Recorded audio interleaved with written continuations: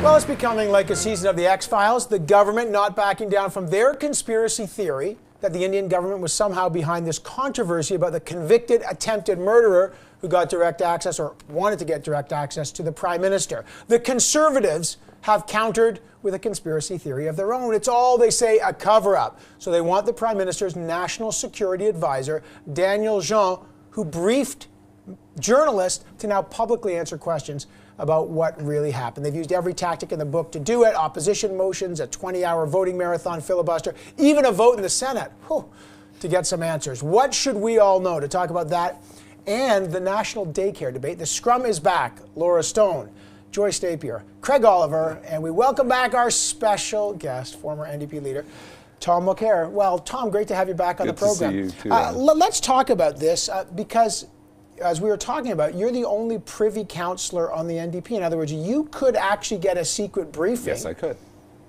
Would you take a secret briefing about what really happened? Why not? Because I'd want to be able to talk about it, and I would be bound by my oath as a privy councillor if I took that briefing.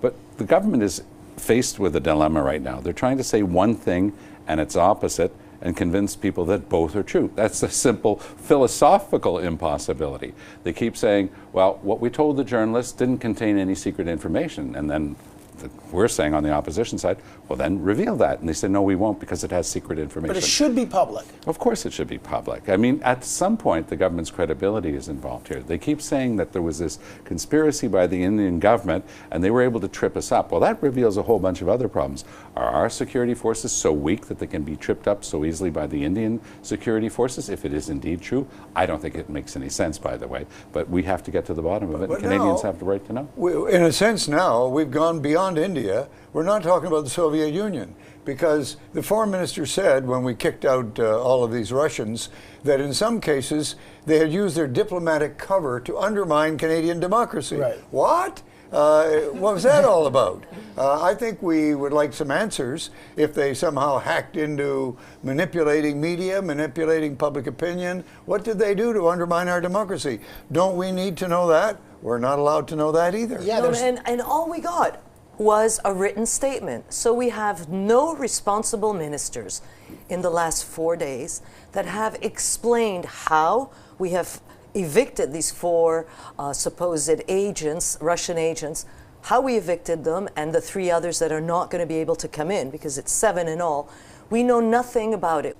Laura, what's your take on this? Because as Craig says, it's Russia, and then it's India, as Tom was talking about, and the question is, should the public have the right to know what's behind these really big allegations of international interference with our democracy? Yes, the public should know, and this is a big issue of transparency for the Liberal government, something that they campaigned on. They said they were going to be different than the secretive Stephen Harper government, and what we see now is a refusal to allow a public servant, Daniel Jean, who they put up to the media, explain to the public exactly what he was talking about. Yet they have the opportunity to clear the air here, and they are completely shutting it down, both in the House of Commons and in the Senate. Well, there's another question that needs to be answered here as well. This was done simultaneously with European allies and with the United States in reaction to the poisoning of a double agent in Great Britain. Fair enough. Now we're being told that they were being thrown out because they were undermining Canadian democracy.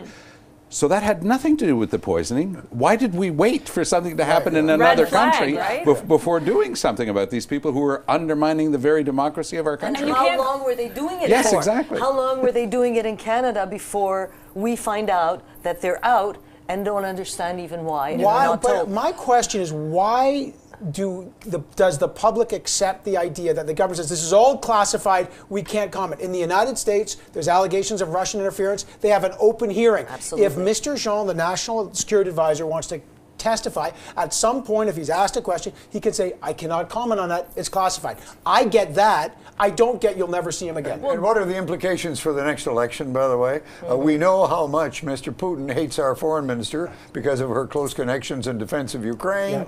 Is he going to try to get even in the next election and interfere in our election process? Who knows? When the Conservatives threw the Iranians out and they closed their embassy here in Ottawa, they didn't wait for something to happen in another country to do it. They said that they had information that they were undermining Canadian democracy and our institutions, and they threw them out. And again, Mr. Trudeau is saying, "Oh, this is what they've been doing." But if we've known that, why no action until something happens somewhere else? I knew if I waited long enough, I'd hear Tom Mulcair say something good about the Harper government, and that's happened on a Sunday morning. Must be Easter and Passover. Okay, let me start with you. The Liberals are trying to, in Ontario.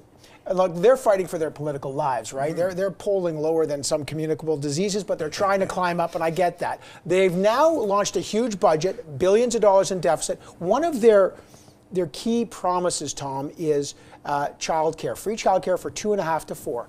That in Ontario is worth $17,000 a year to some families. It's a big deal. You were campaigning on national daycare. And voters are having to measure, do I want services like daycare, pharmacare, versus massive deficits, could be generational deficits? How do people balance it? What's your take on that? Well, if you go back to the Saskatchewan model and Tommy Douglas, he brought in universal free medical care the day he could balance the books and bring them in because he wanted it to be long-term and not a flash in the pan. We were promising affordable, quality childcare as part of our national vision. Now the Ontario government, by the way, the same Ontario government that was undermining our attempt to bring that in because they were criticizing it, says they've discovered the virtue of this. Economists will tell you that it's a great thing for the economy. If you look at the Quebec statistics after the system was brought in, it allowed a lot of women to get back into the workplace. So it's not only good for them personally, but it's good overall for the economy. Whether or not it's actually ever going to see the light of day, who knows? The polling numbers show that the Conservatives are very strong right now, and I don't think that's a priority for them. This is too little too late, I think, in the eyes of the Ontario voters. Why didn't the Liberal government bring this in a decade ago? This is clearly a last-ditch appeal for votes, and I think that there's going to be a lot of skepticism on the part of voters as to whether this can actually get done. We know that this is the key to bring women back to the workforce, that daycare is the first and most important step. Should it be universal? Or should it be means tested? Should we be paying for daycare for families who are wealthy? Or should we not? Should we have this conversation, or is it anathema, or is it a bad conversation to have? It's an issue I was of in trust. Quebec City when we brought in what was then $5 a day childcare, and it was not means tested. It was a Parti Québécois government that brought it in, but we voted for it on our side.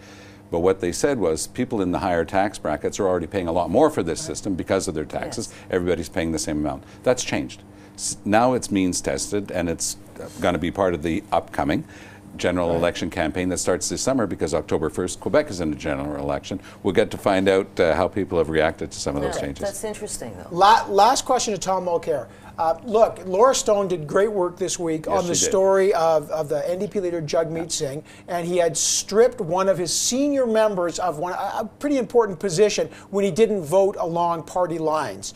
A lot of pushback from senior NDP members like Charlie Angus. This isn't the first time Jagmeet Singh's been in, frankly, some hot water with his caucus. Is he losing control as a new leader? I know it's tricky as the former leader, but has he done enough work to avoid losing control of that caucus? The members of the caucus are so happy to have a new, bright, strong leader like Jagmeet. He's come in from Queen's Park, but he doesn't know the Parliament very well yet. He's not sitting in Parliament. I had the advantage of being a member of Parliament when I took over from Jack Layton after his tragic demise. So what we're hearing from caucus and what people have been saying publicly is we want to get to know him better. We want him to spend not only more time. How do you get to know him if he doesn't get a seat? Should he get a seat? So people have been saying show up with caucus more. I've always understood that the seat of your power as a leader is the caucus. I've never shied away from saying that I think that Parliament is very important as an institution, and it's important for a political leader to get in there as soon as possible so that Canadians can get to know him. Evan, you and I knew each other before I came here, but in Quebec City and in Quebec, I was a known figure.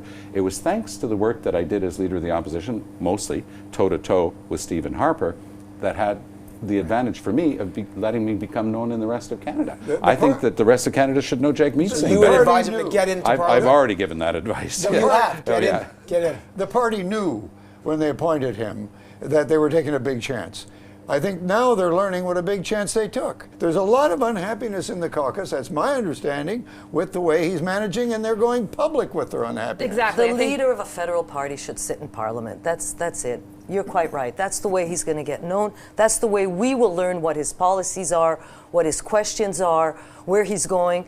We still don't know what this man stands for, and it's been a while. Last word, Laura. I just think Jagmeet Singh should be concerned that MPs were publicly coming out and lambasting him for this, and that caused him to back down. And so what's going to happen the next time that there's an issue in caucus? So this kind of sets a precedent for future drama to play out in the public. I got to leave it there, and I'm going to just segue with lambasting because it is Easter and there will be some lambasting going on. There's also Passover if you're celebrating Easter or Passover.